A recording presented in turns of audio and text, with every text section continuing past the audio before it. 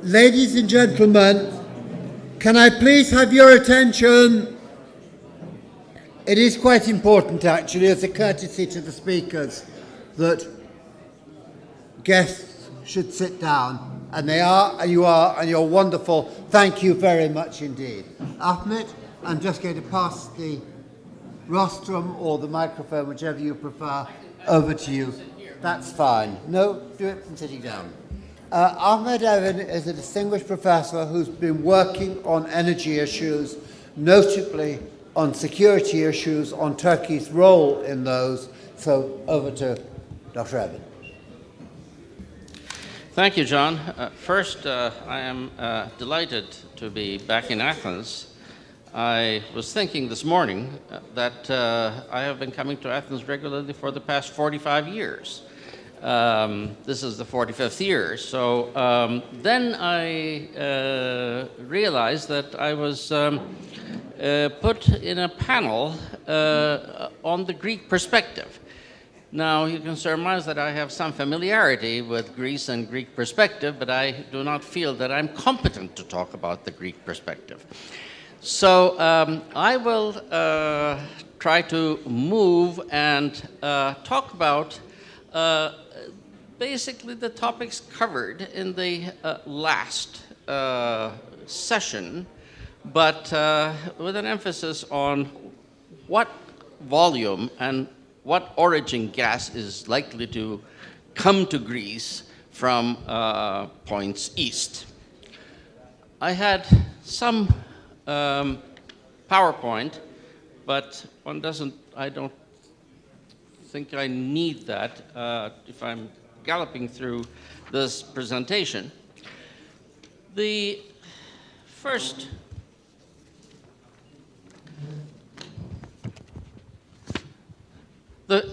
The first point is that we have heard reaffirmed that the Southern Corridor is doing well, and I had no doubt that the Southern Corridor was doing well at all. But what is the Southern Corridor going to carry in the next 10 years?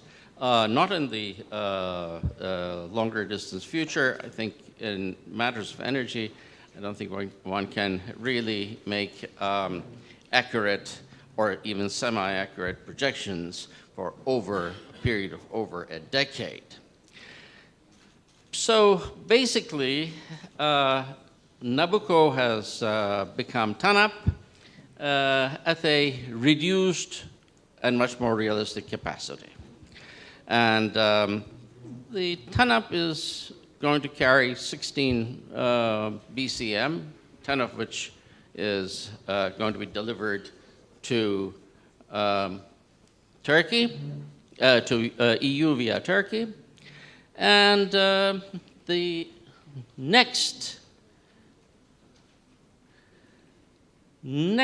one will be, I will come to that, next one will be about from KRG, northern Iraq. Iraq has huge reserves, and regardless of the constitutional problems and KRG problems with the Baghdad government and so on, the volume of gas available there will be the locomotive to resolve the issue. There is a market, and that gas will be ready to go. So we're basically talking about a volume of immediately maybe 16 BCM coming through the southern corridor to Europe, 10 from Azerbaijan and 6 from Iraq.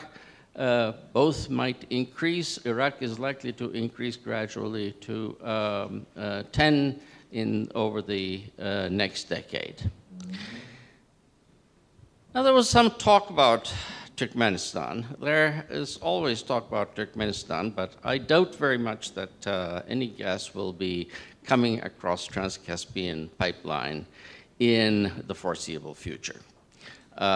This has been effectively stopped by Russia, And Russia is not likely to allow that, and Turkmen government knows that it's in its best interest to cultivate the Eastern markets and continue selling to Iran.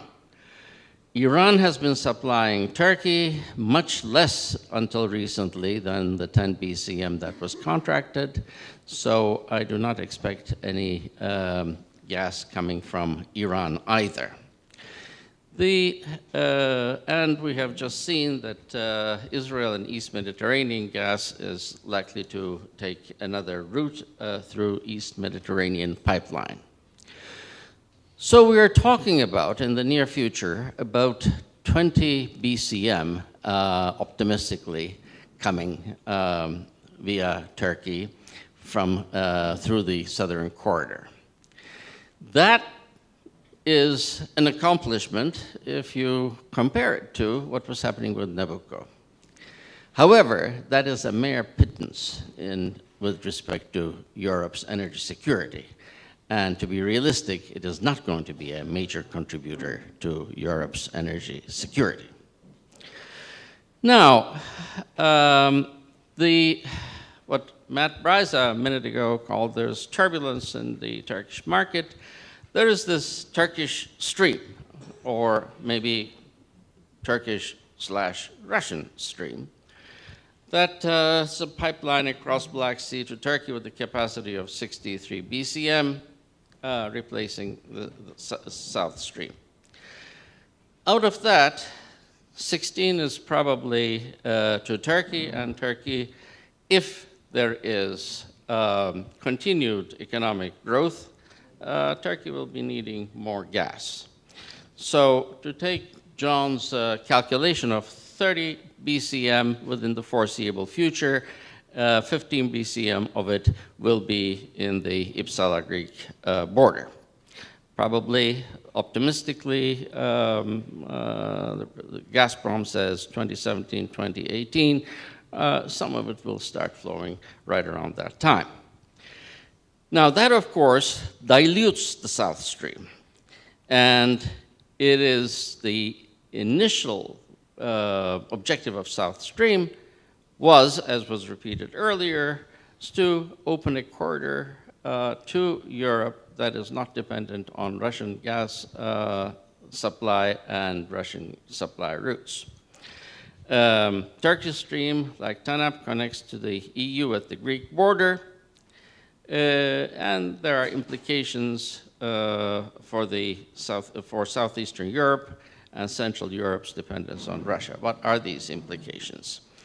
Well, some of these implications we again heard that, in fact, the IGB will play the role of what was to be played initially by Nabucco, but we also heard Mr. Ambassador who reminded us that Bulgaria is not quite happy with only that 5 BCM connection, and they are making noises about having a Nabucco West connection. To sum up my points, in the short term, 10 BCM from Azerbaijan, 10 to 20% from BCM from Kurdistan. In both cases, the southern gas corridor will not substantially change the overall EU security of gas supply. However, the corridor could well represent an important tool to enhance the energy security of Southeastern European countries, highly dependent on Russian gas. Had the TANAP been envisaged to connect with Nabucco West, that is the Bulgarian viewpoint, I don't know how much of that can be alleviated by IGB. The Turkish Stream supersedes the idea of an independent southern corridor. Does it harbinger a Turkish hub? Does it harbinger a Russian hub? Here, let me leave with a couple of questions, and in debate afterwards, I can speculate on them a little bit more. A Turkish hub has been the dream of any Turkish administration. But for a hub to be a hub, there has to be, as someone said earlier, a major highway. Huge amounts coming from different sources that are likely to compete. The Russian or the Turkish stream has triggered a great deal of bargaining between the Turkish government and Russia. And finally, last week, I think the Turkish energy minister said, we have managed to bring the discount to 10.25% from the initial Russian offer of 6%. In the meantime, Turkish lira has depreciated much more than that.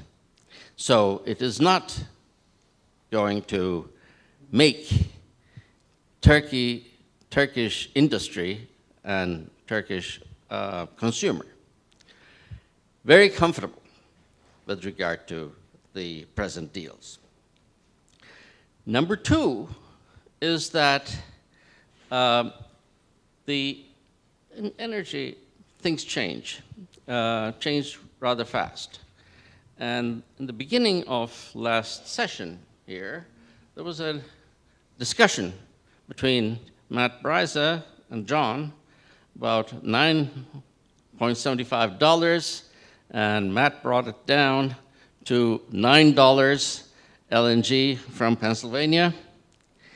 If that is in the works, then how successful and how relevant would be a 47 BCM Russian gas coming via Turkey, even with a 10% discount to the Turkish market, which brings it down to what Germany is paying for for Russian gas. That puts a totally different perspective on actually the pricing issue with respect to how the two streams together coming to the Greek border might compete with gas from other sources. Thank you.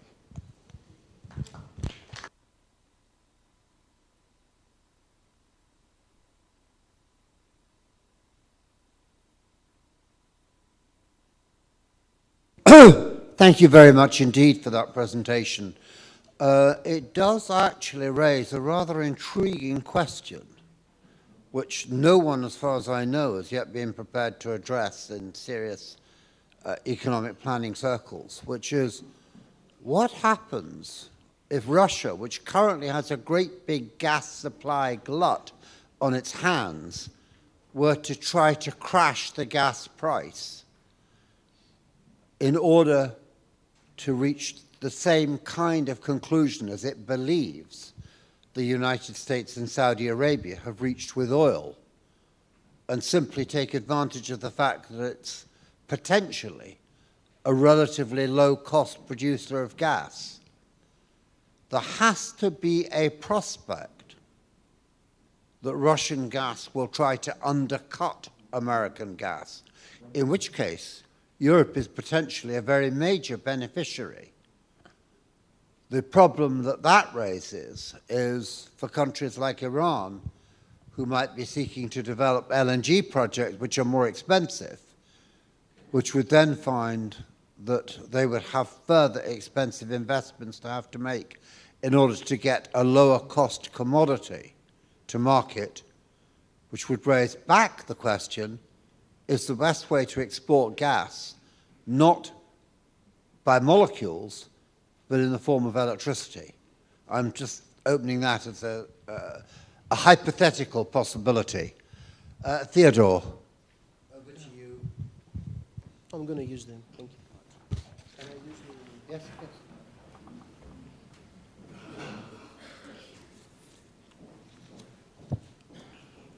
Do you want the slide? Yeah, can I have your...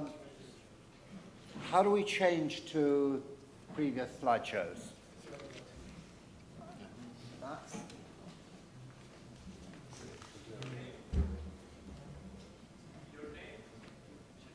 No, just use the previous PowerPoint. Mr. Roberts' we were PowerPoint. trying to get my presentation simply because it had a good a map on it. Just use το πρώτο τελευταίο slide της παρουσίας του κύριου I'll Roberts. go and get them to do it. It's okay, they're doing it. So, okay. Thank you, Robert.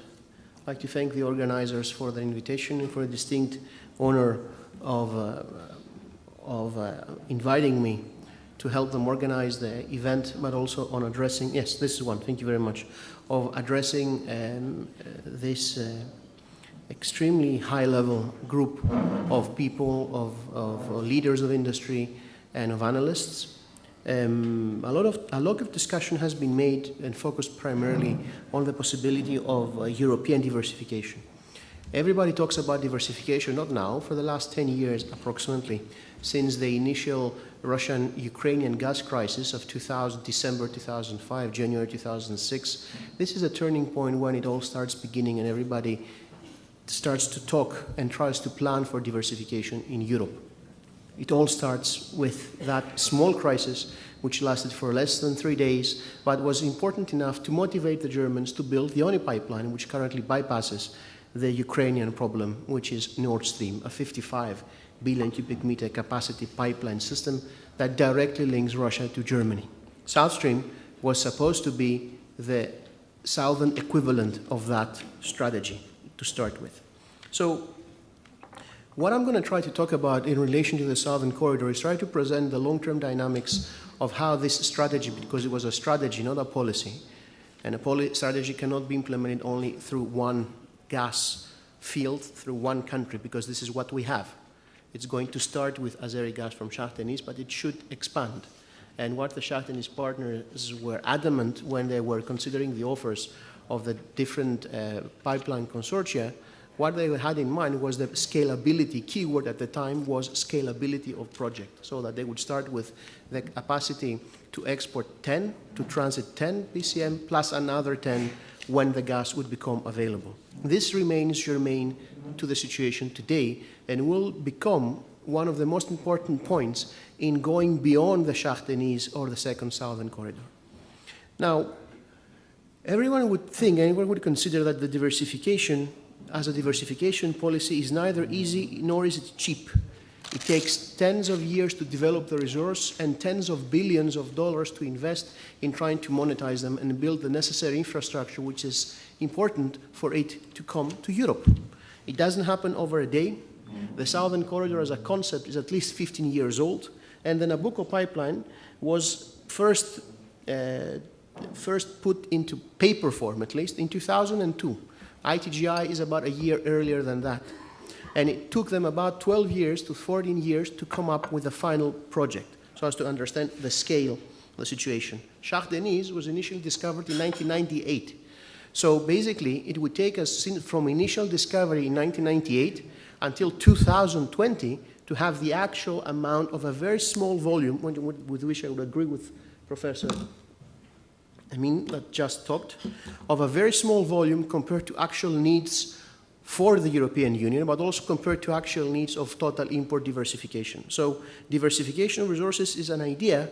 It's a good idea, but it takes a lot it takes decades and tens of billions of dollars to actually implement. And they would have to be able to cope with a market which is radically changing because of certain factors which are not pertinent to our discussion.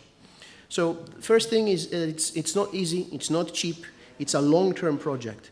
The second was that in the majority of the studies that are actually serious studies which are actually being presented over the last 2 or 3 years after the EU decided to have a serious discussion about what would be a European energy security strategy, not just for gas, but for security strategy for all energy imports to Europe, which gives you an understanding of how important they are. Europe spends $400 billion euros per year on energy imports. And out of that, 160 to 170 go to Russia, so as to give an indication of the volume and the value of the trade, and to understand how precious and how strategic this volume of trade is and will continue to be in the future. And gas, actually, is a small part of that. Everybody focuses on gas, but don't understand that the real money for Russia and the volume of the energy trade between Russia and the US is not for gas. It's oil and oil products. Russia makes at least twice as more, 2.5 times more money out of selling oil products and oil to Europe than it makes out of gas. Just a note, because people are over-focusing on that. But even if we take that into consideration, we need to understand that the possibility for serious diversification away from Russia, which is a very interesting political slogan, but it's very hard to implement. It might also be useful as a political slogan, but it would be very hard to turn to actual strategy and policy. It would not be available, a real diversification away from Russia is not being available before the late 2020s, not the early 2030s or the mid-2020s. We need to go to 2030 and probably beyond that to have a serious impact of all diversification policies going to Europe. There's an excellent study by the Oxford Institute for Energy Studies published about a few months ago, which analyzes scenario by scenario the probability of real import diversification. And it's not only them, but everybody, most of the analysts conclude that the real source of potential supply is not going to be a pipeline. It's going to be focused on LNG, the global emerging LNG market, other than a specific pipeline or a specific route. Why is this the case? The first of all is that already Russia has committed about 100 to 120 billion cubic meters of gas deliveries in long-term contracts which go beyond 2025. Even if Europe, as it should, break the re-export clauses within these contracts so as to make gas as it enters European territory much more flexible and easy to trade. And by the way, let me, if I may, just digress for a few seconds. You've heard in the morning the ambassador, the representative of Naftogaz Ukraine, the national oil and gas company of Ukraine, to talk that Ukraine has managed to eliminate its dependence on Russia and it's getting EU gas imports. This is what he chose to omit, evidently, is that this is not EU gas. Okay? This is Russian gas that is sent back to them, sold back to them via Hungary and Czechoslovakia, the Czech Republic system, once it crosses into European territory. This is Russian gas. And actually, if you look at the statistics, and the OIS study does that, and the European Energy Security Strategy of May 2014 and the study of July 2014 does that, you would see that you actually have an increase on our dependence on Russian gas, not a decrease. By 2014, the latest data indicate that the net import dependence of Europe to Russia has actually remained relatively steady over the last 10 to 15 years. It's been decreasing from 40% down to 32%, but now it's up to about 39%. That's the last official data. Why is that? Because Hungarians and the Czechs and the Poles are appearing to need more Russian gas, where in fact they are reselling it to Ukraine. So Ukraine is 100% dependent on Russian imports. It has not managed to eliminate its dependence. It's only rerouting its dependence. Just another note. So why are we not going to be able? There are 4 reasons. The first one is I just mentioned. The second one is that Norway, who is the real country that is diversifying our dependence vis-à-vis Russia, by increasing by putting major volumes of gas into Europe through the pipeline networks through Germany and also through the UK, is reaching a point of peak production by the late 2010s to early 2020s. This refers to the North Sea production, and if this is not made up by new discoveries in the Arctic area of the Barents Sea, the Norwegians themselves are acknowledging that they're not going to be able to export more than 100 BCM of gas to Europe after 2020, which means that we're actually losing our ability to have flexibility other than the potential flow of LNG to the market. The third factor has to do with North Africa.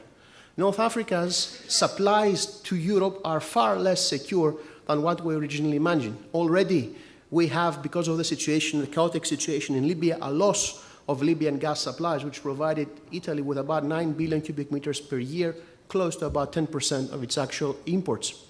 And in addition to that, because of the chaotic situation in Libya, the potential in Libya, which has, by the way, extremely significant reserves of gas, known reserves of gas, is not allowing us to tap into that very important potential. Finally, and probably most importantly, the possibility of a Trans-Caspian pipeline, if Europe is not able to tap onto the Turkmen gas reserves, which are the cheapest and the most abundant in the closer area, so as to be able to move them to Europe. Turkmenistan is in this part of the map here. If we don't have a Trans-Caspian pipeline or a transit through Iran, which is currently blocked, even the transit is blocked because of the sanctions, then basically we don't have a major possibility to limit, by major I mean 20, 30 billion cubic meters per year of limiting our dependence on Russia, at least in the short to medium term. The long term, it's not pretty clear. The third element is that despite the fact that this is the situation, if Europe is able to develop tailor-made LNG installations in areas where they have the maximum vulnerability to a potential supply disruption, which is basically the Baltics and the Balkans, if Europe is able to do that, you could have situations of tailor-made positions, such as the situation primarily for the Baltics, not so much Poland, where you could see a major reduction on Russia's dependence or a potential elimination of dependence to Russia, because these are volumes which are very low, and if you have enough LNG going into the Baltics, enough regasification capacity, it would suffice to limit or eliminate Russian gas dependence. But the impact would be regional. It would not be for the big consumers. It would not be for Italy. It would not be for France. It would not be for Germany. It would not be for Eastern Europe. So basically, until 2025, the situation would remain relatively as we see today. So basically, what we can actually monetize and talk about is that, yes, South Stream is probably on track on being able to deliver the 10 billion cubic meters of Azeri gas to Europe via a non-Russian control system, but the bigger question is, so what? So what? It's 10 billion cubic meters, not 100, it's not 20, 30, 40. To have a strategic impact for Europe as a whole, you need to create a corridor strategy. You need to have a strategy, not only a policy which is connected to one field through a series of pipelines that would be able to cost north of $50 billion to construct just to get to Europe 10 billion cubic meters. So the real question is, where are you going to get at least the extra 10 which TAP could accommodate? It's been built to accommodate it, and which would have the major impact in terms of diversifying gas to the most vulnerable regional case, the most vulnerable region of the European Union, which is, after the Baltics, Southeast Europe. Because even if we get the gas from TAP, that would be a major impact for a diversification of gas in Bulgaria. It would limit dependence on Russia by 30%. But it's not going to do the same for Italy, and it's not going to do the same for Greece. Because even if we get 1 BCM from Sokar and the Shah Deniz directly, we're still probably not going to be able to keep the BOTAS contract we had for another 0.75 billion cubic meters per year. So it's probably going to be the one would replace and partly increase the other. I don't think that we're going to keep the existing BOTAS contract to 2020 or 2022. So it would have an impact, but it would not have the same impact that it would have if it was a bigger pipeline. And nobody else profits from that, because there are no installations right now to get more gas, non-Russian gas or any other gas, to the Balkans, to the Balkan market as a whole. So where would the gas come from? It would come basically for 3 different options. Turkmenistan, where the problems are clear, and I've already analyzed them.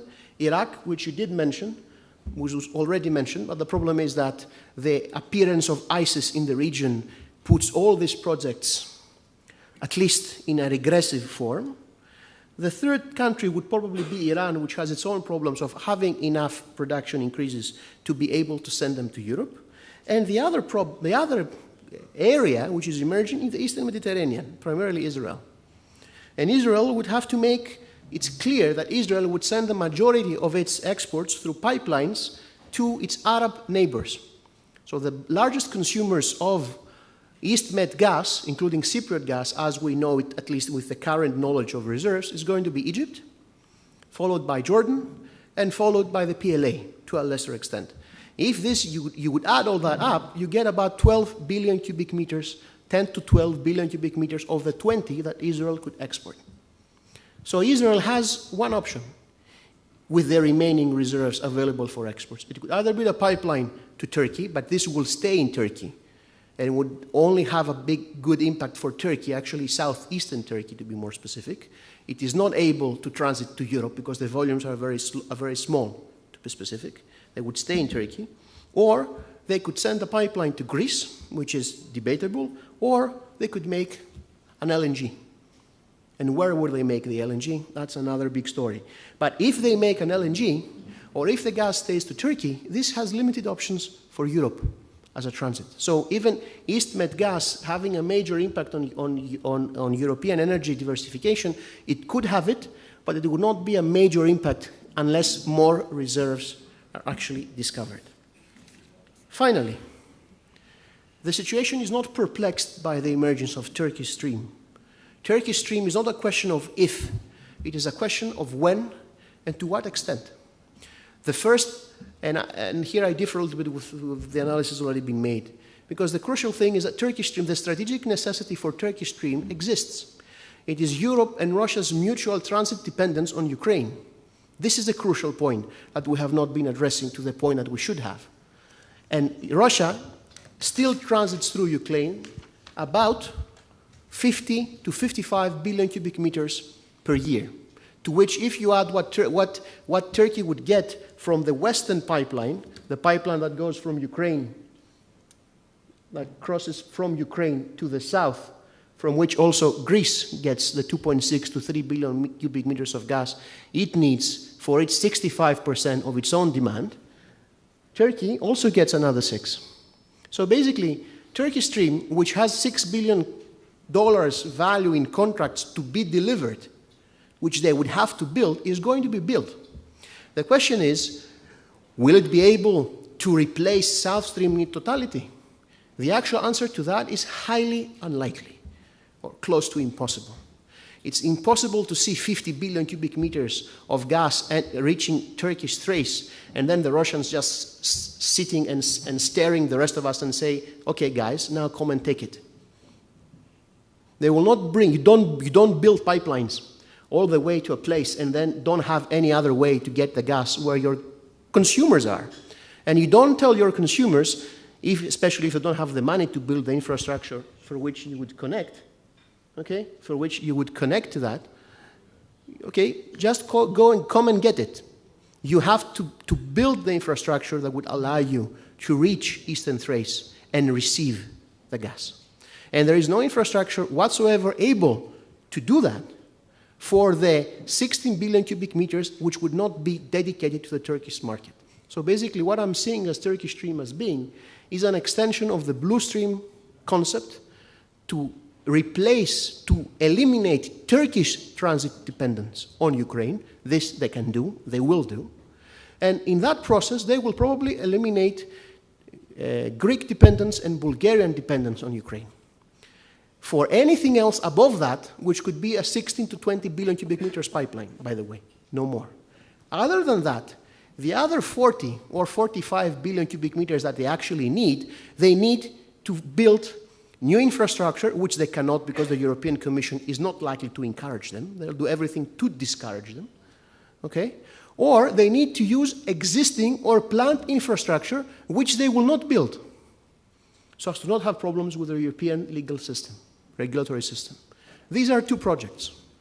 The one is TAPS Phase 2, which would depend on whether the Azeris would be able to produce the gas necessary to fill it, to use it, from non-Shah Deniz 2 fields.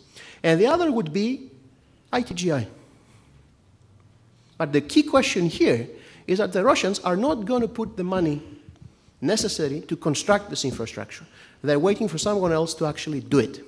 And that would mean that at the end of the day, it's highly unlikely, unless there is an agreement with TAP, and I don't personally see that as a major possibility because TAP is reserved for Azerbaijan.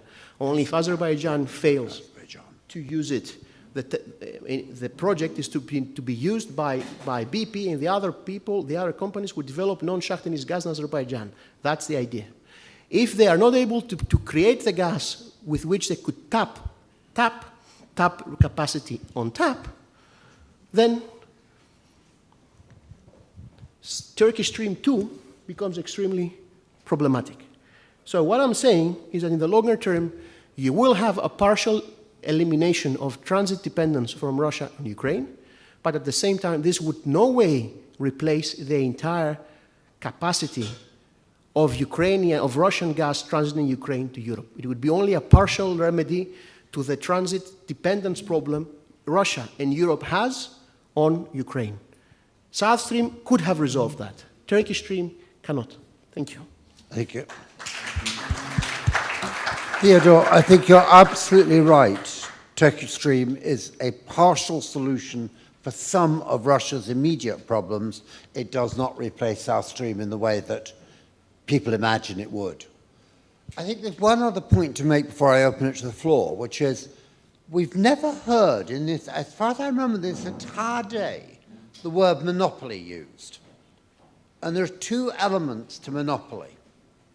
One, the Russian monopoly in supplying Ukraine directly was what enabled it to charge Ukraine something like 25 to 30% more than it was charging Germany for its gas, which is how come once Ukraine was able to get gas, as it were, from the EU side, from a price that Russia had to observe within EU markets, with resale permitted, that Ukraine could buy Russian gas cheaper than if it bought it directly from Russia. And that's the one element Russia loses anyway. The second is monopoly transit. This is eliminated within Europe because you have proper regulation of internal pipeline systems. But one does remember the Azerbaijanis were extraordinarily unhappy at the way in which Turkey, for a long while with the first stage of Shahtanese gas, was buying gas for roughly $100 per 1,000 cubic meters from Azerbaijan and then reselling it in part to Greece for 200, which is still a good price for Greece. But who was pocketing the money? Turkey. Now, one of the good things of the European Union, and yes, it's a big bureaucracy, yes, there are lots of problems, yes, there are masses of technical and political problems with the EU, but it has actually created a market in which things like energy are very gradually becoming priced at similar levels right across the EU, so that Russian monopoly supply is less important. And it means that if you are a country, say, like Bulgaria, that is 100% dependent on Russian gas supply, that will be absolutely fine so long as there is a potential alternative that forces Russia to supply that gas on competitive terms. And that is a great thing about the Southern Gas Corridor and spurs off it, such as the interconnector between Greece and Bulgaria, the IGB project. So we do have a lot of good things coming out of the Southern Gas Corridor that impact on ordinary gas prices and as well as the broader energy security issue for consumers.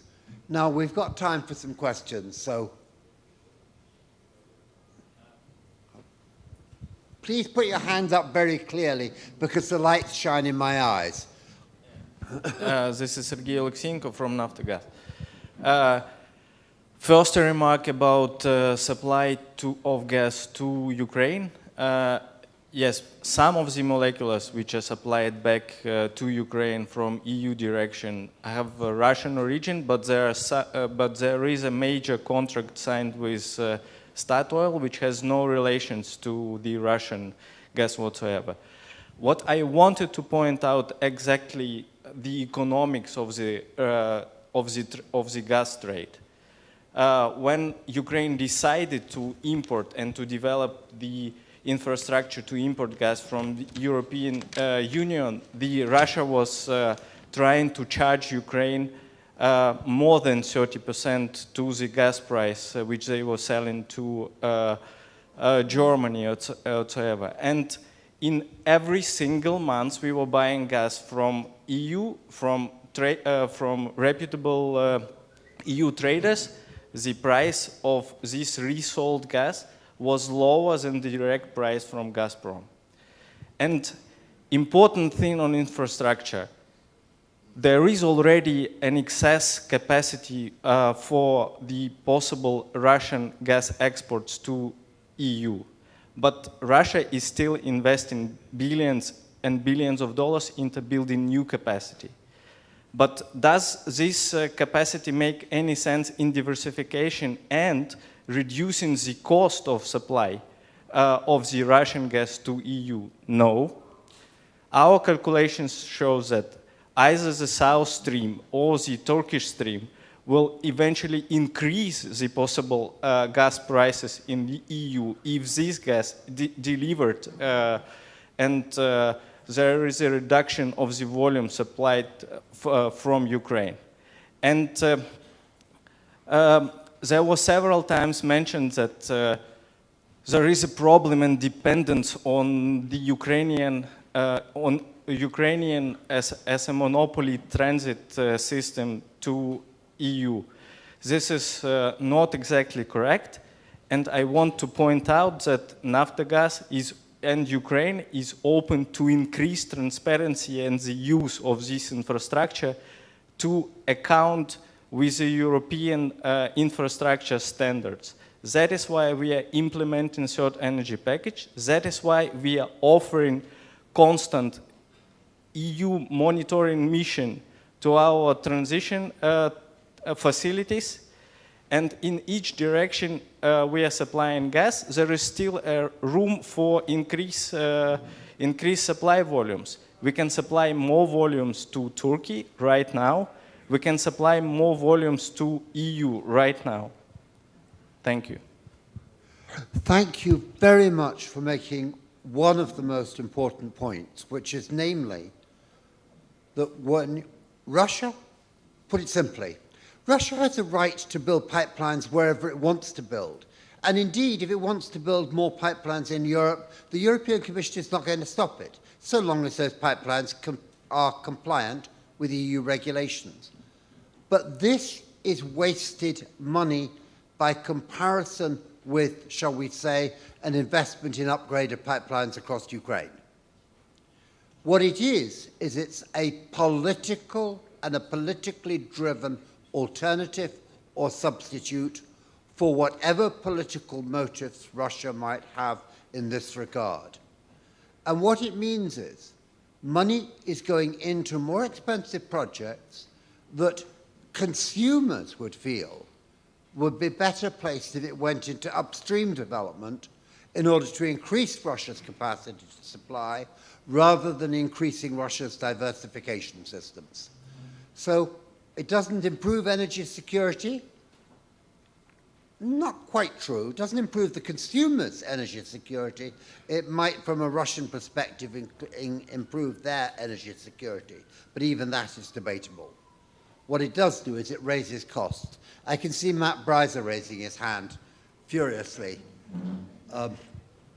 Sean, I just wanted to reinforce that point and how remarkable it is what Sergei said. I mean, about 8 years ago when I was still in government, we, in the US government with the EU, followed up a German plan that was to do just what you said, invest in upgrading Ukraine's infrastructure in exchange for transparency in Naftogaz Ukraine, and the gas transit system, and the putting in place of gas metering station on the Russian-Ukrainian border so that essentially nobody could steal the gas, either shady middlemen or even Ukrainian officials who became oligarchs when in fact they were essentially taking advantage of the stealing of gas.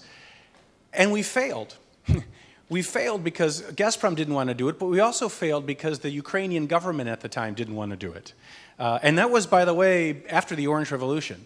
And so what you've already done, Sergei, putting on my academic hat, is amazing. I mean, you were already putting in the gas metering stations, you're increasing transparency, the monitoring you just talked about.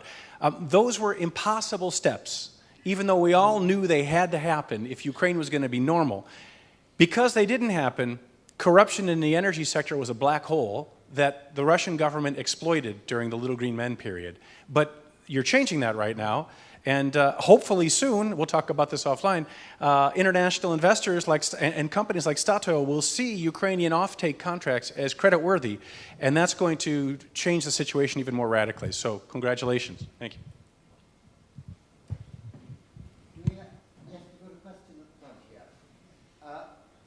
This is going to have to be the last question, I'm afraid. This will be the last question. My question is the following. By trying to diversify the sources of supply, don't we see that we create a new monopoly, and it is a routing monopoly through Turkey?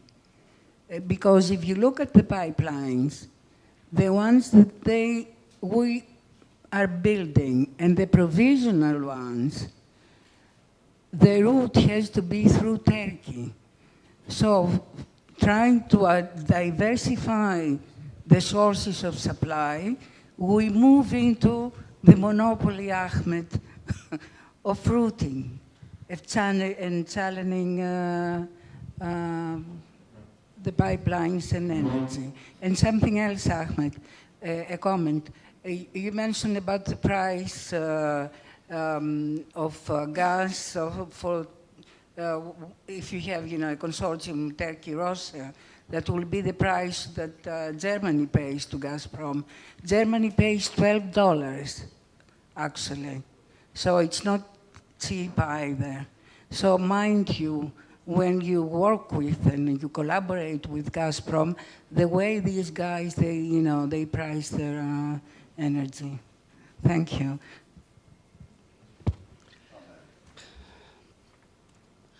With regard to Turkish deals with Gazprom, there seems to be this Turkish Stream business. To what extent Russia is going to try to sell its gas at the border, having a deal with Turkey, supplying Turkey so much. That the only way to bring Turkey for its own sake and make Turkey play a positive role in EU energy security is to make Turkey join the energy community. Otherwise, I mean, it's too early to basically surmise what sort of bargaining and what sort of deals that are in the works between the Turkish government and Gazprom. Now, I'm completely at a loss to say anything more about it, but the notion that if the gas that is coming from several sources into Turkey, and Turkey is in the energy community, I think a lot of what we are trying to surmise here will have been solved. Thank you. With all due respect, even if God himself would deal with upgrading and managing the Ukrainian national transportation network, I don't think that Russia would put more of its gas through that. Not because it's not able to have a trust in that, because the political relationship between Russia and Ukraine is in a situation that regardless of who's to blame for the potential disruption of the flow, the European consumer, John, he wins if he gets the gas through a different route, as long as he actually gets the gas. So this is the security of diversification of transit that we're talking about, and it is part and parcel of a balanced approach to EU energy security in general. Now, what is likely to happen because of those changes, which are changes relating to the liberalization and integration of intra-EU gas and markets, is that the Russians are probably going to be selling to keep their market shares, but making less money out of that. This is the most likely scenario, which is a good scenario for Europe, is a good scenario for everyone, but they keep their market shares. They should diversify to building their own LNG, but they would probably make less money than they make today. And I doubt that the majority of US LNG, if it comes to Europe, because I don't think it's going to go to Europe, it's going to go to Asia, to the extent that the Russians are not capping the Chinese market, which is the only market which are able to process these volumes of imports. If they come to Europe, they are not, the Russians can always, what you insinuated in your initial remarks, they could lower the prices to keep US LNG out. The good thing with more gas, even if you don't actually get it in volumes, but you have the probability of import competition, is that this would lower the market prices that we pay. But this is also related to the extent that we are able in Europe to really complete the integration and liberalization of our domestic EU market. That's it. Thank you. Before I close, I'm just going to say one comment. We in Europe are paying the price for prejudice. In 2004, we agreed to open negotiations with Turkey on entry into the European Union. In 2005, Austria and France made it absolutely clear that no way would they ever allow Turkey in. Until that point, Turkey had been a founder member of the negotiating committee for entry into the European community. Turkey helped draw up the rules for the European community. Turkey was going to be bound by the energy acquis of the European Union under the European community, eliminating all question of it having a complicated role in transit. It would have been an open transit state in exactly the same way as Greece or Italy or Slovenia these days. But instead, its sole immediate response to being told it will not be a member because Austria and France would cast vetoes was at the last minute not to sign the community treaty that it had itself helped to draft. We are paying the price for that kind of mistake, for not keeping Turkey on board on something relatively straightforward at the time. We took our eye off the ball, and the result of that is all sorts of things. So I just want to say, no, in Europe, we don't always get it right. Can I thank the panel very, very much? Theodore, excellent presentation as ever. Ahmet, your insights on Turkey. Thank you.